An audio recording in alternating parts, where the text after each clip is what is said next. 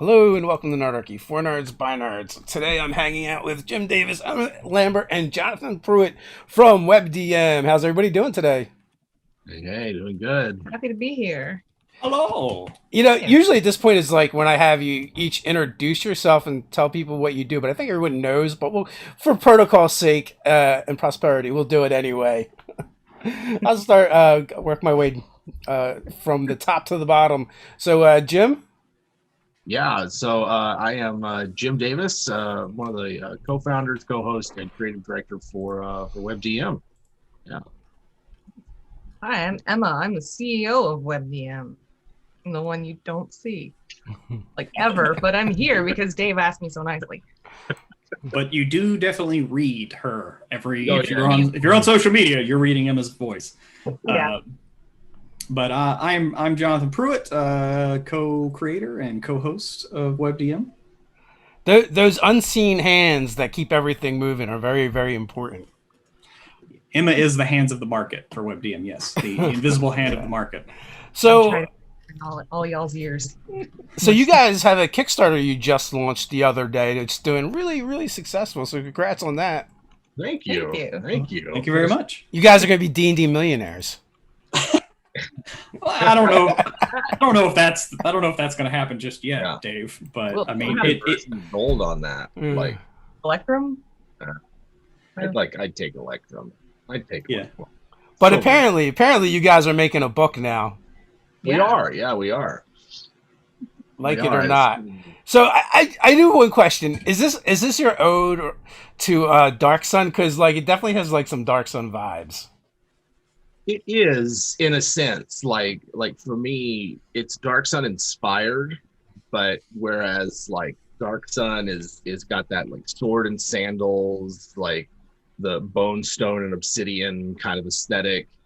I'm as equally inspired by like the Mournland and Eberron, of just like something terrible happened to you, and like the rules of reality are just like completely rewritten inside this place. And so like if you take both of those flavors and mash them up, that's where our like inspiration's coming from. The Dark Sun's there. There's a reason we're gonna have a Scion, right? Like there's a reason there's a class. Elevator pitch that we've been kicking around is that this is Skyrim and Fallout had a baby and it was raised by D&D. So something in there. I don't want to be that guy, but like it's already out there, so I think you need the elevator pitch. Unless that's one of the elevator pitch things that kind of hit the floor, because it's already taken off and going. Yeah, it's crazy. It's been amazing to see. Really, it's been a hell of. Yeah, the response has been just overwhelming. Like, ugh, oh my gosh. Yeah. Of all those fans. Oh yeah. Any anxiety? Because I know, like, once we launched our Kickstarter, and once you like hit that goal, then you're like, oh, I'm really doing the thing now. Yes, absolutely. We all got on a call together at the launch and just sort of waited, and the thing, it funded in 16 minutes. And those were an intense 16 minutes. And then I think we took a little break, or you all did, because I was typing the entire day. Yeah, posting. And then once I finally made it to lunch at 4 p.m., I was like, Yeah. Like, so I've been working on it for about a year in various shapes and forms. Like, not its current incarnation, like that we're seeing fundraising for, but for about a year, it's been like, we're doing a thing. We're gonna do a fundraiser for it. There was a little thing that happened last year. I don't know if you guys heard. There was a quarantine and a pandemic and everything. So like that kind of delayed us a bit. But like I've been personally just sort of like working on it for so long that to me it's like a relief and like, oh, finally it's reality. Like, whereas for me it's existed on like scrap paper and like staying up too late looking at mechanic designs and things like that. So it's very like satisfying to see such a positive response to to something that's so personal. absolutely. Yeah. So Matt wants to know, on a scale of 1 to Pruitt just sneaked up behind you, how surprised were you how quickly it got funded? Because I was going to say, you didn't have too much time to think about it, right? Because like it went live and then it was funded. And it was boom done. So far for me, I've not been surprised. I figured like that it'd be pretty quick. I have a prediction for the final total, but so I'm going to keep it to myself for the time being. But Yeah. we've done about like what I expected we would. I was sort of prepared for. So I've been. Should I do? I'm doing all the business end. You're doing all the business and stuff, yeah. Yeah, it was a little faster than I thought it would be. I know a lot of people think that we ran out of stretch goals very quickly, and we didn't. We were given some advice by some really experienced people to keep some of those quiet so we can decide where they want to go, because if we didn't, then we would be out of stretch goals. Yeah. I honestly, I felt like you guys launched the stretch goals a little too soon. I think you could have pulled them back a little bit further. We've got a lot more in store. We knock wood, we're gonna hit the next one. Yeah. Right. Very soon. And but we it's been amazing. I'm personally trying not to focus on the total. I want to focus on the project and how exciting it is, because that's the coolest part, that we get to make this book for all of you that hopefully you all are going to think is as cool as we do. Yeah. And that's the part that I'm excited about. Yeah, that is the really cool part, because it's like in some ways we're sort of like making a book that we wanted to see for a while and that we were hoping would either come out of official channels, or there's plenty of third-party content out there. There's amazing third-party content out there, but like nothing that's quite what we wanted to do. And then this sort of opportunity presented itself, and here we are working with 2C Gaming, and we're gonna put this book together and get it out to you guys. And it's like, I don't know, it's very, I find it very exhilarating and like exciting in a very satisfying way. I want to start with Pruitt. Each of you, what's like the most exciting part of the project for you, and what are you most excited about? Well, I've been working on the Scion, and so I'm excited to see its final form. So we'll see how people react to that. It's been tried in various editions, and even in 5th edition there was some UA for it, and then they decided to break it up into subclasses, and we were all like, nah, it needs to be its own thing. So we'll see how it's received. Yeah. Want me to go next? Yeah. Okay. The thing that I'm most excited about personally, just in the book, is the opportunity to we've been talking to people. Y'all have been talking to people for 6 years now, and the opportunity to actually get that thing on the page and present things the way we've been talking about wanting them to be for so many years, and the opportunity to do that and to see sort of how those things actually work and translate and learn how to do that. For me, it feels like we're ascending the ladder of D&D nerddom. Easily. Being able to just actualize our dreams about it. And our margin notes and references, and getting a D&D book that's incredibly well organized.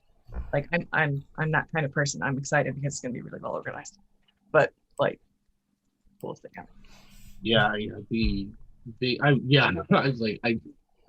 Assuming the final nerd form of going from a hobbyist to the lifetime DM to YouTube channel talking head to game designer, that completes my final nerd form trajectory, and so I'm excited to have our names on the cover of a book, and have things that I've used in my campaigns statted out and available for others. I think it's probably the one that I'm sort of most excited by. The prospect of making something that impacts other people's tables, that they take and incorporate into their games and make their own, is every time I feel oh, this is gonna be so much work, that keeps me going. That's okay, all right, now I'm on the right track again. This isn't your first game design credit though for you guys. It's not. No. It's our first book, and the first one where we're kind of taking the lead on the design. But we've done freelance work For a couple years now. For a couple years now. Mhm. Started out doing some epic level campaign design with 2C Gaming on their campaign codex. We've worked with them on 2 other bestiaries, and then actually currently writing up some monsters for Ghostfire Gaming, the Grim Hollow bestiary. So yeah, most of it's been in monster design, but it's not exclusively. And so this is our first like everything's on the table. Like it's subclasses, equipment, EM tools, monsters, magic items, spells, feats, all of it. Also, like one of the things I was really impressed with, and I'm excited for, is that forward. Yeah. Yeah. Yeah. Well, we did write a forward for Monty Cook's Arcana of the Ancients, so he was nice enough to repay the favor. Yes. Yeah. It's amazing. It's amazing. I remember my first experience with Kickstarter was when Numenera popped up on Kickstarter, and I was like, what is this platform and what's going on? And then seeing that project go, and then knowing that, what is it, 7 years later, we're working with Monty Cook. Yeah. Is incredible. Yeah. That's the sort of the opportunities afforded not just by WebDM, but sort of like writing the book and sort of putting our hat in the ring for like, all right, we're not just on YouTube. We're gonna like have something you can buy, a product. We're gonna put our money where our mouth is. Like that's been a real reward for it as well. And like especially like a personal hero like Monty Cook to then say, oh yeah, I'll write the forward for you. I'm happy to work with you guys. Love it. Like wow. It's been really cool. Yeah, it is super cool. Like one of the first interviews that we did was with Monty Cook, and it was Sean K. Reynolds handing off Monty Cook, and like we've played so much 3rd edition, and those guys were so huge in that.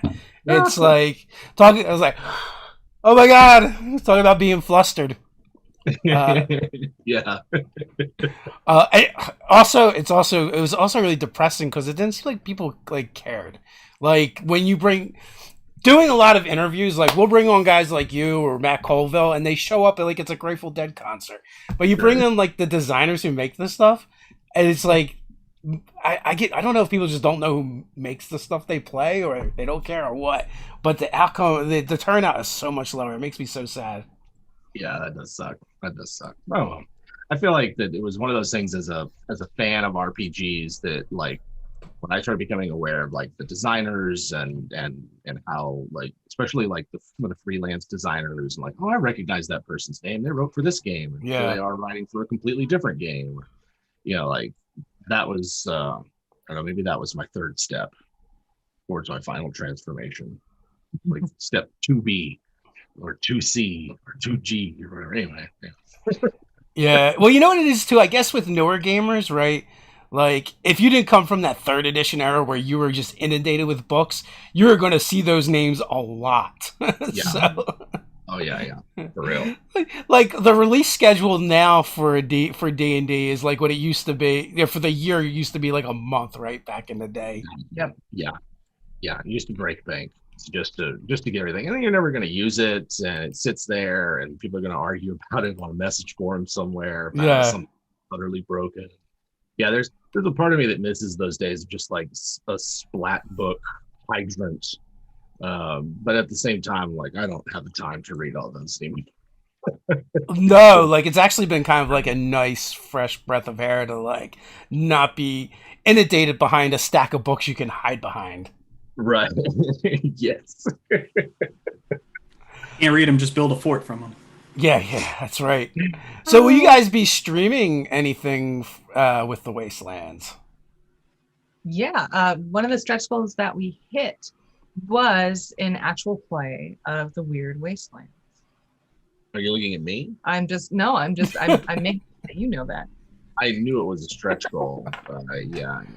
Yeah. So like a lot of what's in Weird Wastelands comes from one of the first Dream games that I ran, Land Between Two Rivers.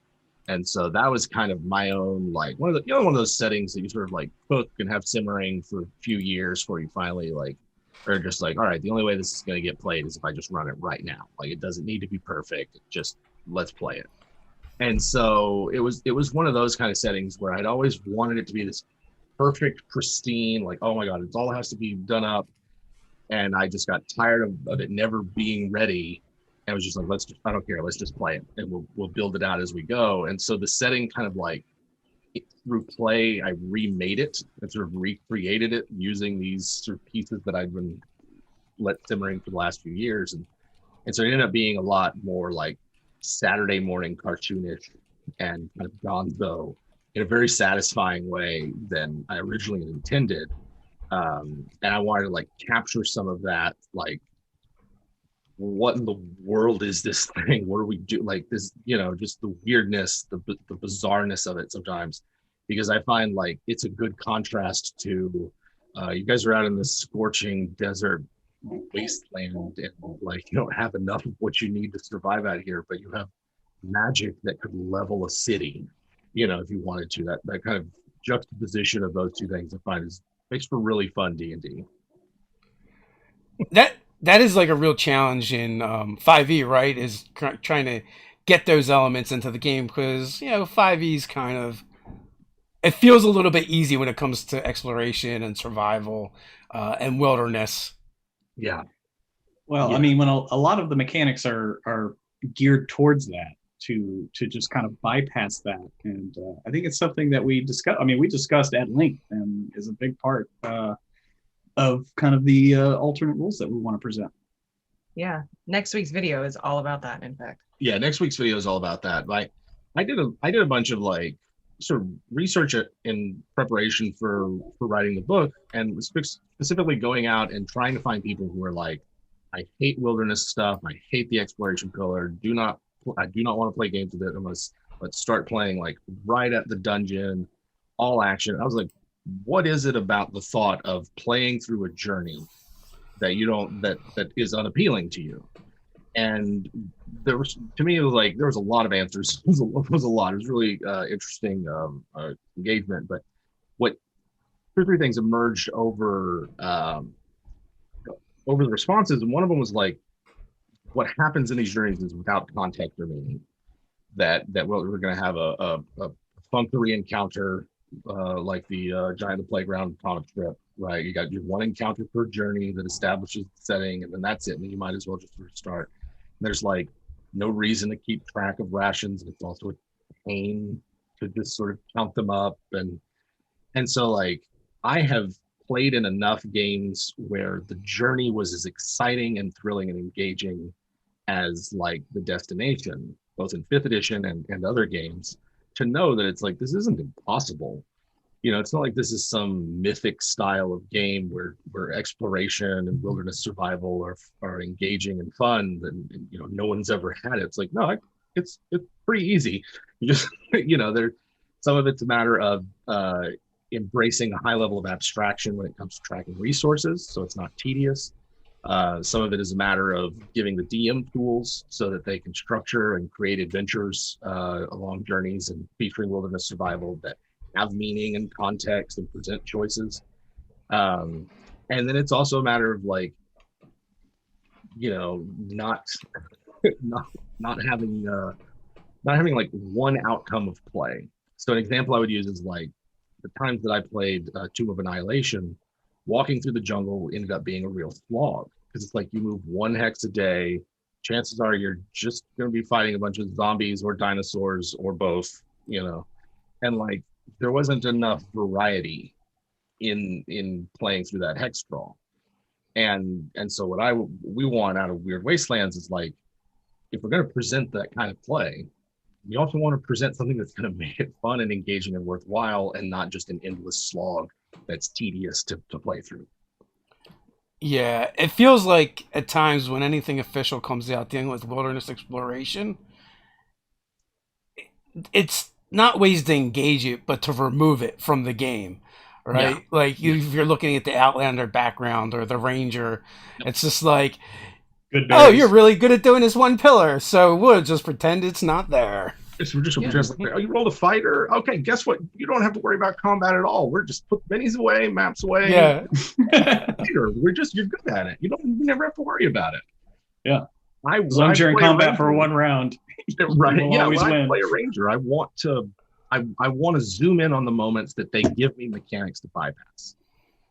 And so, like, I was really inspired by Tasha's. I keep saying we. I don't want to speak for Pruitt, and but really inspired by Tasha's with the variant class features, and looking at that and going like, well, what could we offer in our book that will give players ways to interact with these new subsystems, and to for whatever kind of benefit. Like a ranger should be good outside, like.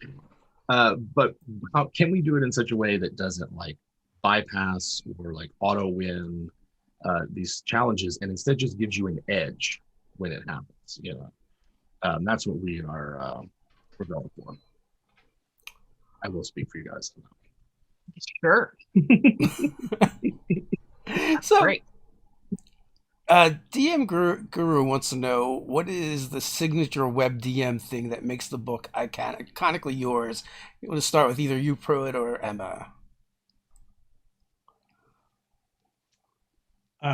One of the things that we're including is WebDM wisdom.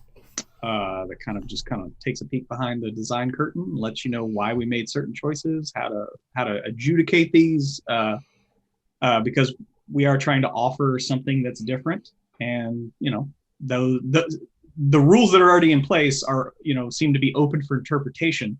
So we just wanted to give some guidance, since we are introducing kind of newer things, or at least attempting to. So we'll see. But that's the part that I really like.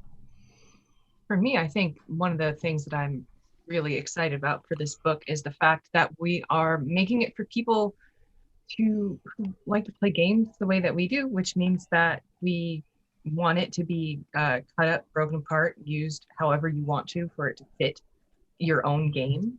A lot of people asked us early on, is this an adventure path? Is this, how am I going to be able to use this? Am I going to be able to do this? Am I going to be able to do that? Am I going to be able to do something else? And the answer to all of those is you can use it for all of those things. And a good resource, for creating your own games and playing, creating player-driven games, the way we talk about in our videos, it requires a product that you can turn around and use and fit to your game, and that it's not an undue amount of work to take it out of some sort of linear progression of things, and put it where you need it, how you need it. And yeah, the WebDM wisdom, a big part of that, I think, is going to be giving people support. If you don't want to use this as a space, here's how you can put this location in whatever you've got going on right now. And this is how it works. This is how you can weird it up. This is how you can weird it down. That's how you can do all those things. Yeah. Yeah, let's have a weird down. Really good answer. I would, for something that's iconically WebDM, like I think Pruitt and Emma have really good like big picture answers. I would ask you to look at the arcane contagions in the promo. There's a location there that's a crashed airship that's leaking all sorts of foul and rotten alchemical fluids into a desert that it created by its very sort of crash. And like it's sort of like crusty, liquidy sort of things, and you can, of course, dredge things out of them. You can drink them or something like that, or you can make them into various alchemical items. But just looking at the effects of them, we were like, okay, we wanted a random table of effects. We wanted there to be a wide range of things that this pool could do. And some of those things are like deadly. This thing will kill you if you aren't careful. And then others of them are just kind of silly or strange or weird. Like one of them just sort of sends you into a stupor where you can communicate with the gods. And, after a good night's rest, you're fine. And then another one will turn you into a pillar of crystal and kill you if you move too much. Like, I feel like that is emblematic of what we want. What I want is I never want a player to say like this is bullshit. It sucks. I hate it. I want them to say this sucks, but this is also weird and interesting. And for there to be an element of choice in the matter. Like, you might get infected with something that's like, yeah, that's 30 dice of damage you're gonna take in an hour. Or you could dole it out little by little between then and take 3 damage here, 3 dice here, 5 dice there, that kind of thing. Blow up your enemies, go off by yourself. Like there's still some choice in the matter there. And while that's all going on, somebody's dredging the pool and digging up a clone of themselves that they can use for later the first time that they die. It's like that's the kind of gameplay we want to spawn. Like we don't need a plot or an adventure path or something. Like throw something like that down, throw some interesting NPCs down, and something will happen. That we're trying to give you very elaborate toys to play with. So to be clear, the iconic web DM part is interesting choices, not weird magical diseases. Yes. The weird magical diseases is the sugar coating. Nice summary. So Tyler wants to know, so Pruitt, where does your Scion take influence from, and does it resemble the Scion of any particular UA or previous edition? I mean, I did a lot of studying of the 2nd edition and the 3rd edition Scion, and I mean, I played 2 different versions of the UA Mystic. One of which is, I can't wait for us to present this art, but it's art of one of the characters that I played, one of my first ones. It's always great to have art made of your characters, and it's like, oh yeah, let's just fit that in there. And so like I know those pretty well, and I had a lot of fun with those at lower levels, but once you get up into higher levels, it does way too much, right? So in inspiration, like of an overall kind of like how it's designed, I was looking at the UA for 5e, but I was looking at older editions for like different powers and what they do. And so what I came up with is just kind of like an amalgamation of all of that, but compared to all of them, it will feel different. It will feel a little bit more stripped down than those, but it's more about scaling your power level how you want and having that choice. Yeah, I'm trying to keep it vague. Yeah, 2nd edition psionics were so broken. Like I remember like playing, one of us was playing a psychokineticist, and there was a door we couldn't get through, and there's an ability called kinetic absorption, I think. And the party just unloaded for like the maximum amount of time on that player, so they could then take that energy and just blast through the door. And like, I don't know, it was a door that was not going to budge no matter what. But like, so after we did that, the door was still there, but the walls were not. It was just so much damage. It was an immovable door made out of immovable rods. Yeah, something like that. Oh my god, I'm writing that down. Write that down. Yeah. And also, I can't move this door. Push the button. Ted played a psychometabolism character, and would always. It was a Dugar that would always adopt the properties of a scorpion, the giant scorpion, which he was very disappointed in. Like every iteration afterwards, you couldn't get a scorpion tail or claws, so the character could not be remade. 3rd edition was actually my favorite psionics because I really loved the psionic feats and how they handled the psionic focus and the PowerPoints. Although no one could call them PPs at the table without giggling. So that was the number one joke for sure. Yeah. What do you? I have a personal question. Which version of the Scion do you think is the most overpowered throughout the editions? That's rough. I honestly think that the 5e Mystic, like the last version that they released, in its utility, diversity, and access to just they could do everything. If you pick the right disciplines, you could just do everything. And so to me, that was kind of one. I think that's why they scrapped it, because it was just too much. Like they were like, we're going to cover everything possible. And they did that. And it's like, so why doesn't everybody just roll with a party of scions? Like, and everybody can be awesome at everything. Everybody can be awesome at everything and just have like that's to me, that was the too OP. It was a lot of fun. Like, I'll tell you this, I played a multi-class fighter scion in our Out of the Abyss campaign, and he turned into One Punch Man. Like, it was ridiculous when you could put that many power points behind each swing, and you just go down the hallway and just dead. Like, so that's, I don't know. Is orc wrestling an inside joke?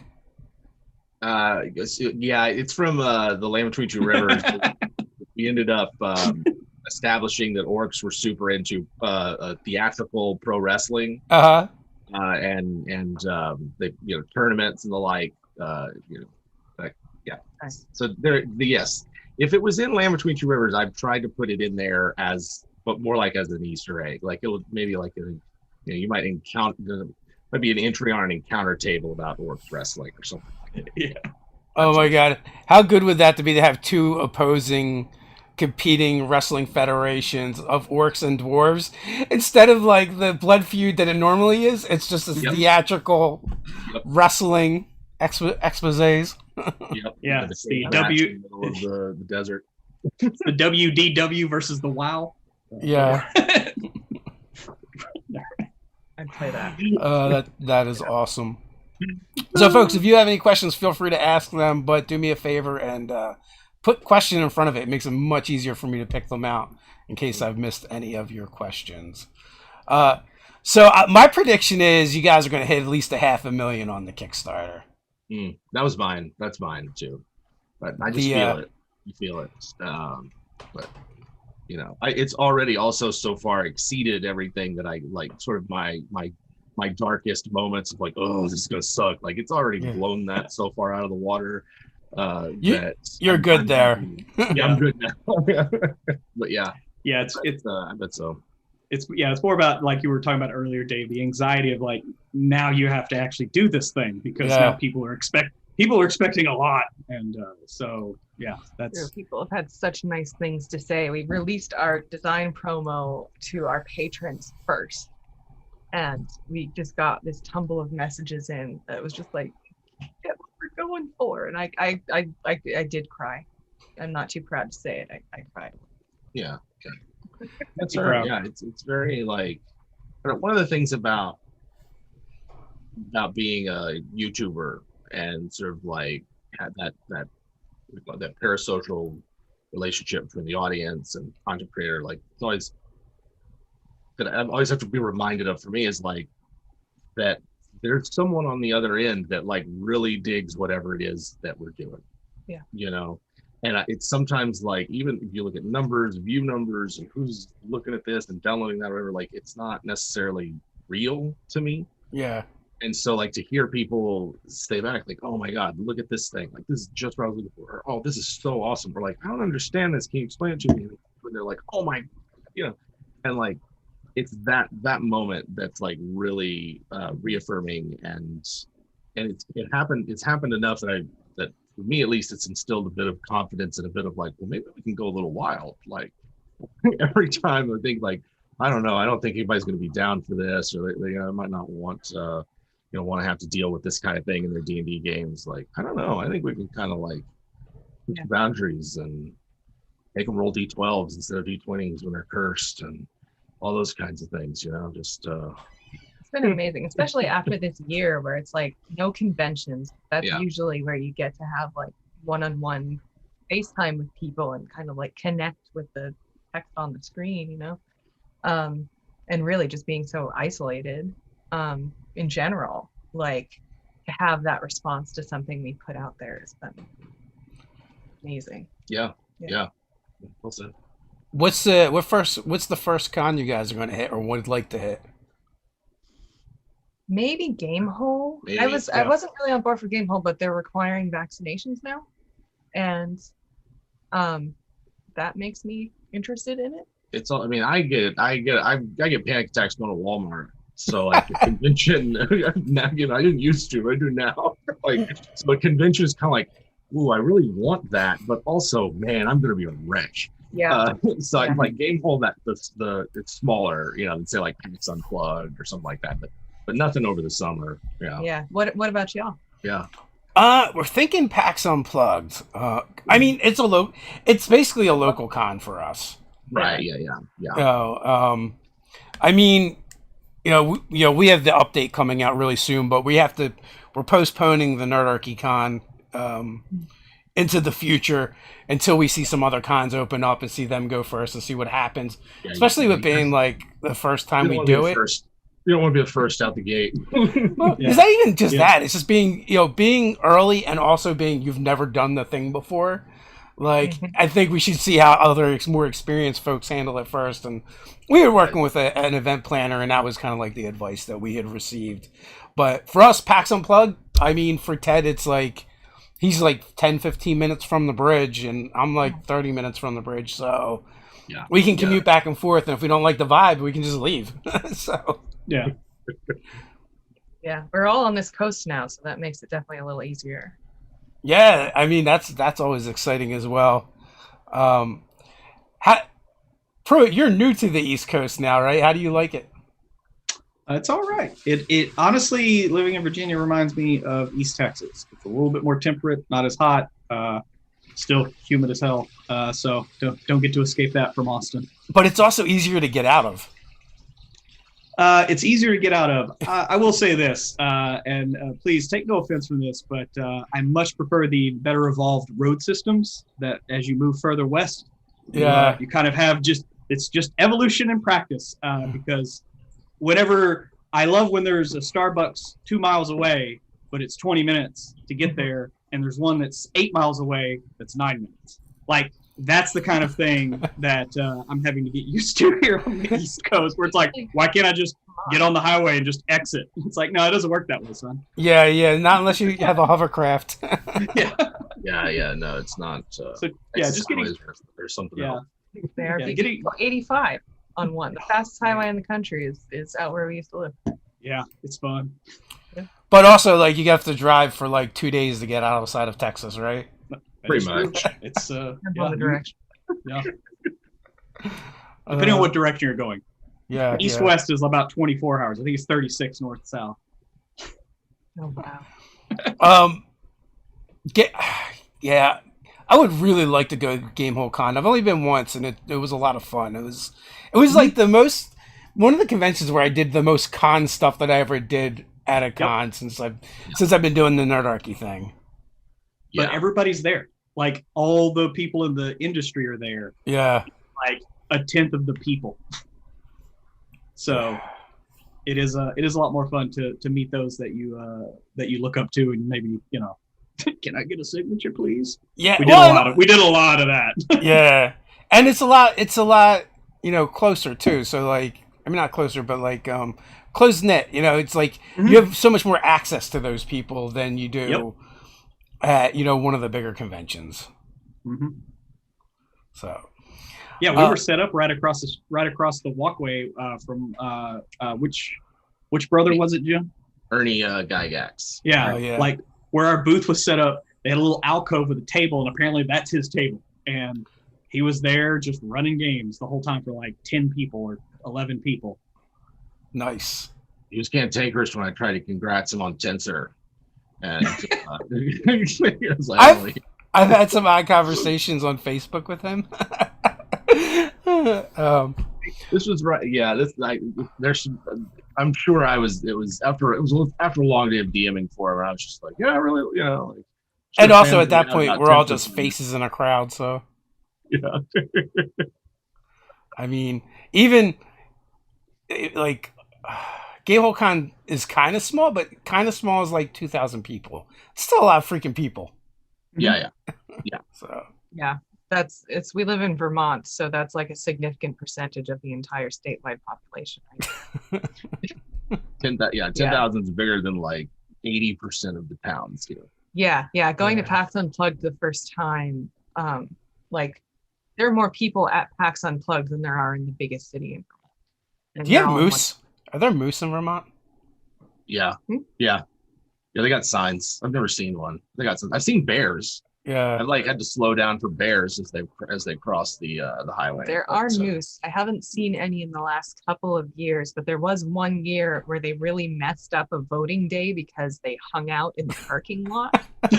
They're protesting. The Bull Moose Party's still around? What? Exactly.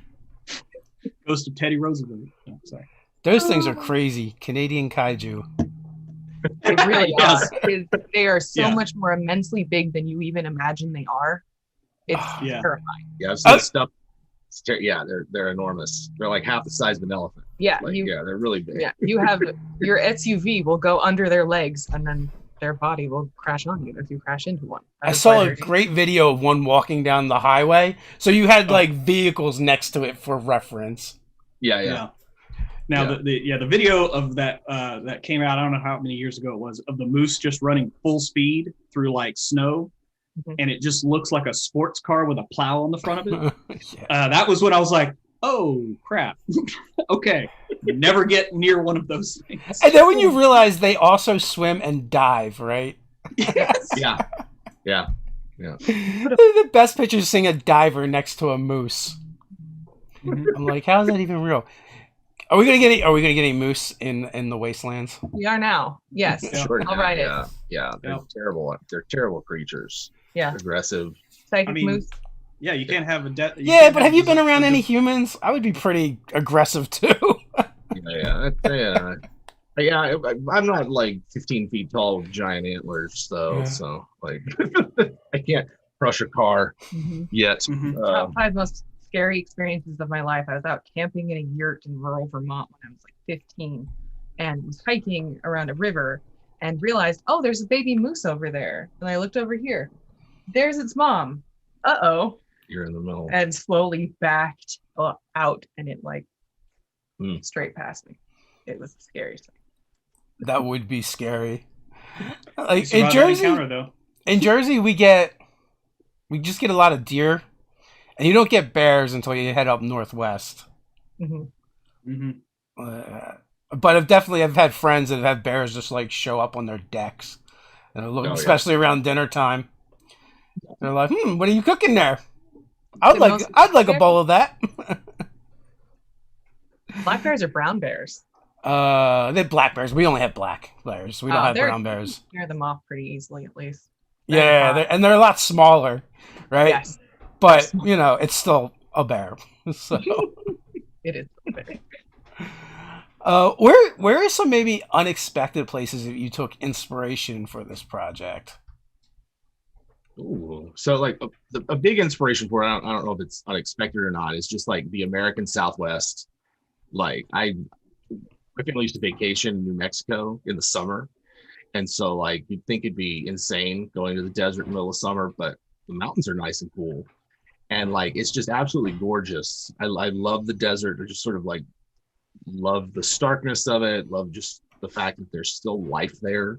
Like it looks completely inhospitable and terrible, but if you stick around long enough or know where to look, you can find where things are carving out a need for themselves. Like the biggest thing for me and a lot of the world building aspects to the book is looking to nature and like just looking at the weird kind of animals and plants and situations and things that get up, researching things like natural nuclear reactors that are deep in the Earth's crust, just nuclear reacting away, or weird geologic formations that suggest something like in our world, oh, there's a natural explanation for them, well, whatever. But like in a D&D world, there might be something completely terrible that you then have to fight and overcome that created this thing. So Any dynamite trees?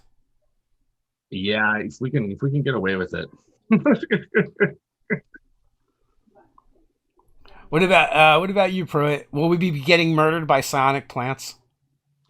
Well, I mean, we might have that in there. I know for sure I would like to include a definite wild talent table for scions, because that's just, I love that idea. Just like, yeah, anybody could possibly have this and not know it, you know. So definitely want that. That was the beauty of Dark Sun. I feel like in any moment you could be murdered by a psionic plant. Mhm. Yeah, that's a real real special part I find about Dark Sun. It's just the sheer hostility of everything is quite great. So we got another question from David. I'm coming from AD&D reconnecting with the hobby after years away. I am off base, feeling that 5e has made Magic games mostly meaningless, and the titles and perks of level progression are gone. Yeah, sucks. I miss the titles. I really miss. You weren't a titles. wizard until 10th level. Before that, Yeah. you were just a Yeah. peon.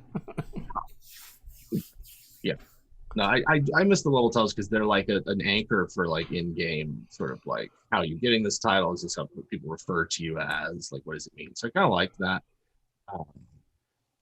Magic items, I mean, compared to second edition, I'd say magic items are a bit less meaningful. Like, to me, second edition was like the edition where your magic items were it completely changed how you played your character and the like. Whereas fifth, honestly, I don't know how many games of fifth edition I've played where we've gotten enough magic items for me to have that much an opinion on them. Like, that's how little they've impacted my 5e gaming.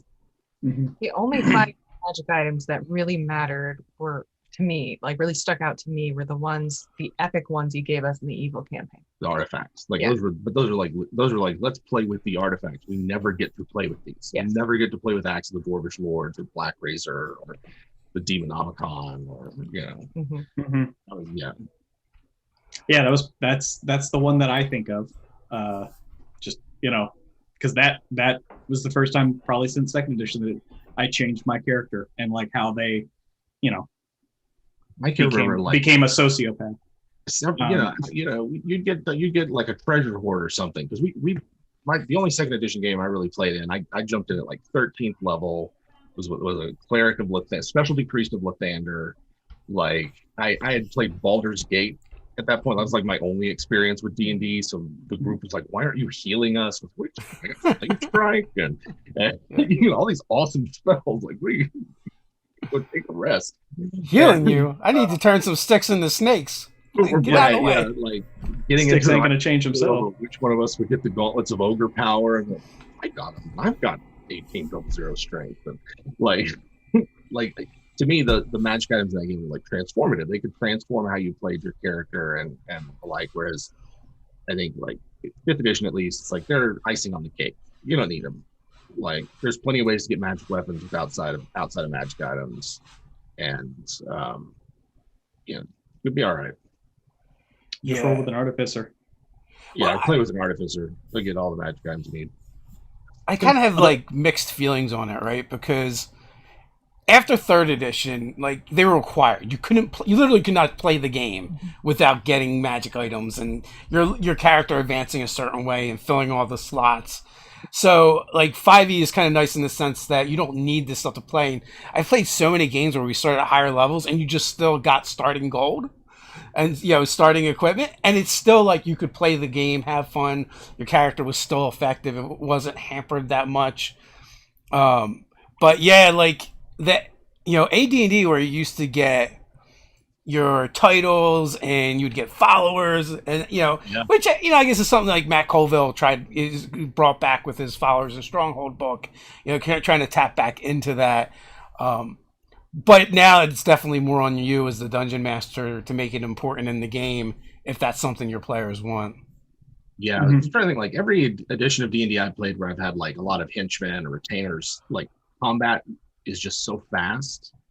Like, I'm from like basic, right, or like pre-AD&D, classic D&D, where it's like, yeah, you can get through 7 or 8 combats in a session because they go really fast, and you also have like no hit points. Yeah. 1 or 2 hits are going to take you down. So, like, you can have a bunch of retainers and it doesn't bog down the game. But because in the next encounter you have about a half as many as you did in the first. Right. Yeah. Right. But you have some battles where it's like 30 per side. If you have like a big party with a lot of retainers and you go try to raid a lair or something like that. Yeah. But Also, in like first and second edition, you were more inclined to find a creative solution to You're like encounters bring as the game well. down instead of going toe to toe with them. Let's smoke them out. Yeah. Off one by one. Because those old school adventures is like 6 kobolds in this room, and the next room's like 3 ogres. You're like, Oh god. Yeah.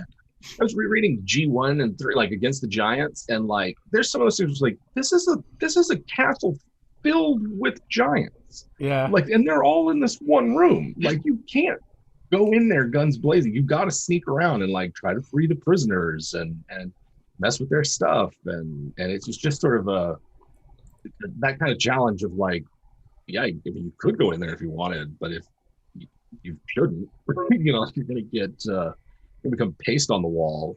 Like, fosters the creative problem solving. To me, I really love about D&D. Well, to me, like earlier editions of the game were more about testing the players, and latter games are more about testing the characters. Yeah. That's That's a good. good point. Yeah, it is. Uh, I would say so. And they both have their own merits because, like, especially when you look at like the more martial classes, right? The player's not expected to be able to do anything their character can do. But then when you get to more cerebral or skill-based characters or RP characters, like the player is expected to kind of do that stuff. And it's a little unfair. So I think like that's that. the shift. I'm playing a Pendragon game right now, and they have no cerebral stats. It's all physical stats, and they're very clear of like, if you want your knights to be smart, then you've got to play them as smart. Like, and so it's very freeing to feel like, here's my size and my con and my dex, my strength, and then like everything else. Because I have a stat for their valor and things like that. There's like, they took alignment and made it 13 pairs of stats for that game. I'm reading between the lines. If you wanted your knight to be smarter, you should have been born smarter. Yeah. But yeah, I always like the kind of testing player. And to me, like the best part of 5th edition is that you can test the player and the character, because like you can still put them in situations where that creative problem solving is required, and you can say like, oh, you know what, you gave me an answer that works. You don't need to roll your ability check for this. You know, like it just happens, and like the game doesn't fall apart. Mhm. Or you can just say like, you know what, give me an ability check. Let's just see what happens, and it facilitates a wide range of gameplay that way.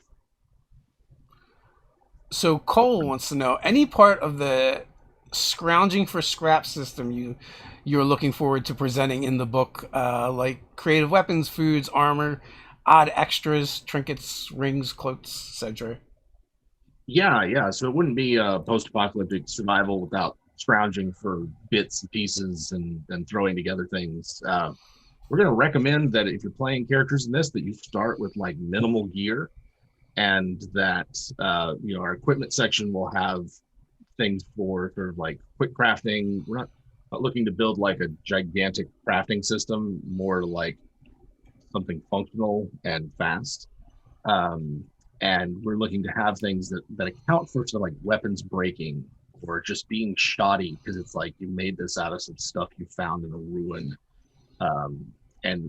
Or it's like I found this piece, this like magic scrap metal, and made some sort of magic weapon out of it, with something else that I found. Like, for me, I want that, but I also don't want it to be too mundane. Like there are going to be classes and subclasses rather that sort of can put together their own scrap magic items, like scavenger, technomancer, sometimes with like stuff they find in ruins, and sometimes off of creatures that they kill, say like the barbarian or the bard feature, something like that. So yeah, there will be rules for scavenging, rules for sort of crafting things.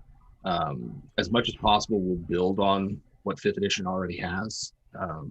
There's a lot that's not in the SRD that we can use, but there's still some things we like wink and a nod and say like, oh, well, this we're presenting this. If it just happens to be compatible with things that are in Xanathars, like that's neither here nor there. But we're not going to reference anything. We're trying to build off of what's already there, though. Want you guys to be able to like use this in as hassle-free a way as possible.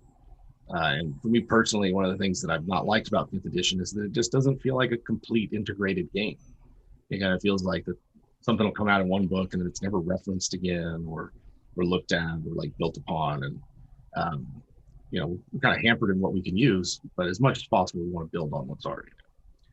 Yeah, with the right to repair movement building in the real world, we wanted to translate some of that to D&D so you can make your own weapons and armor. You don't need to worry about that. I personally feel that so much. I just replaced the battery in my phone for like $70. I'm like, it would cost me $700 to just get a new phone, and this one is still works. So just want this one repaired. Yeah.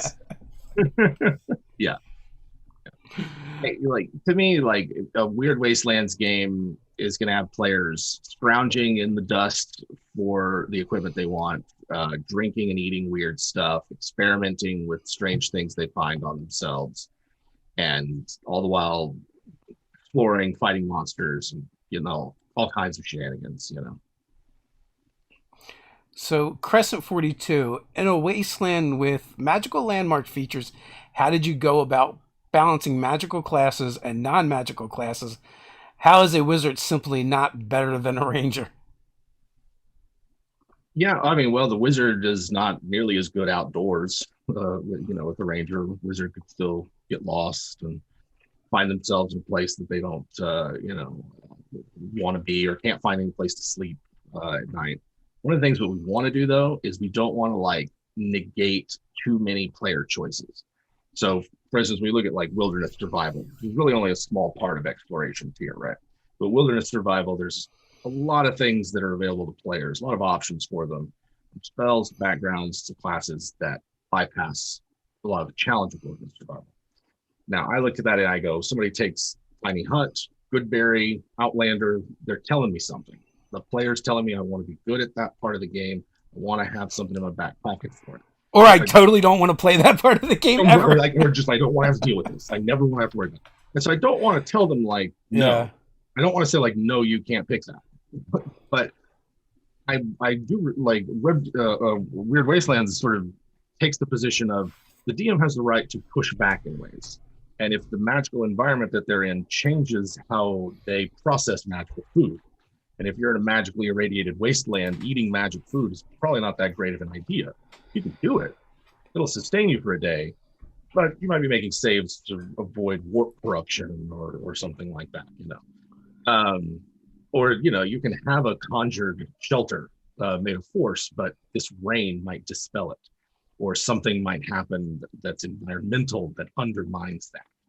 That this is a magical wasteland. It's not just a desert. There's something terrible happened here that created this place with spell storms and all sorts of, Oh nasty man, things. you thought acid rain was bad. That disintegration rain is no Right? joke. You know what I'm saying? Yeah. That alignment changing winds that So what is like the craziest thing that's people can expect in the book? And also, folks, as always, links are in the description. If you're new around here, you can find those, click away, and check out the Kickstarter, and also follow WebDM on YouTube and all over the interwebs. craziest thing. I don't know.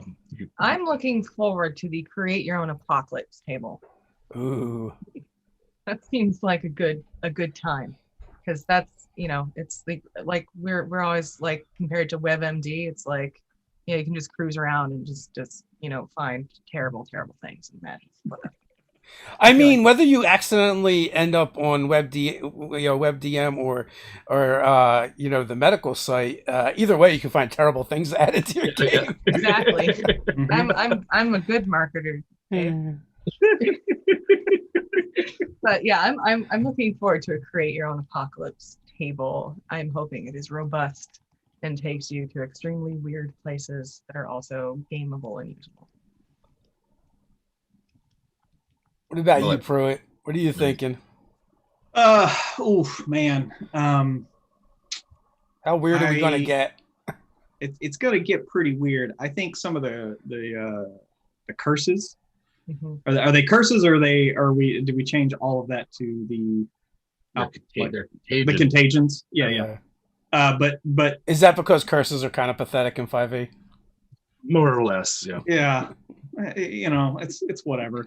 But some of the it's some of the weirdest crap you can think of. Like as far as it's not like detrimental to your health, some of them, but it's just like people are going to look at you really funny because I have a condition.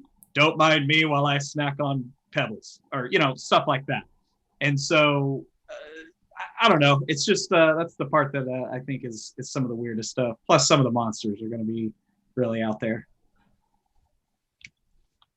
Yeah, I'm excited about all that. I think like one of the things that I've really looked forward to and has been a constant throughout the project as it's evolved is that we wanted a book that was going to have some real support for DMs for creating and running adventures in this environment.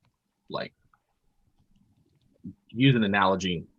I heard someone describe RPG books as like a cook, and sort of like you've got this picture of what the dinner's going to look like at the end, you've got an ingredient list and all this other stuff. But like a cookbook will tell you step by step, as if you don't really know what you're doing, how to make this thing. And a lot of times I feel like with an RPG book, you get the picture of what it's supposed to look like at the end, you get the ingredients, and then that crucial part of like how to put the ingredients together to get this experience for your friends is anemic, missing, too open-ended, whatever. And one of the things I'm excited about is finding a way to provide that middle step of how do I put these locations, these monsters, these NPCs, these situations together in a way that's engaging for the players, it isn't tedious for them, and they enjoy the bullshit that they're being put through because it creates a fun adventure. Like, I'm excited to put that into place so that I can point DMs to it and say like, hey, this is what it looks like when you have some support for running and creating the games that you're running. Great. So we're just past the hour mark. Final thoughts before we head on out? Go around to each of you. If you want to... Final thoughts.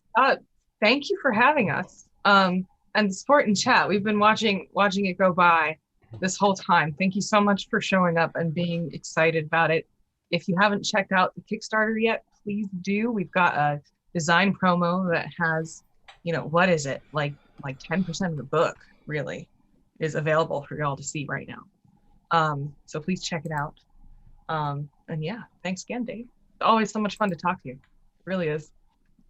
Thank you. Yeah. I thank you for having us. It's been too long since we've chatted and hung out. Like Emma said, really appreciate the support of everybody out there.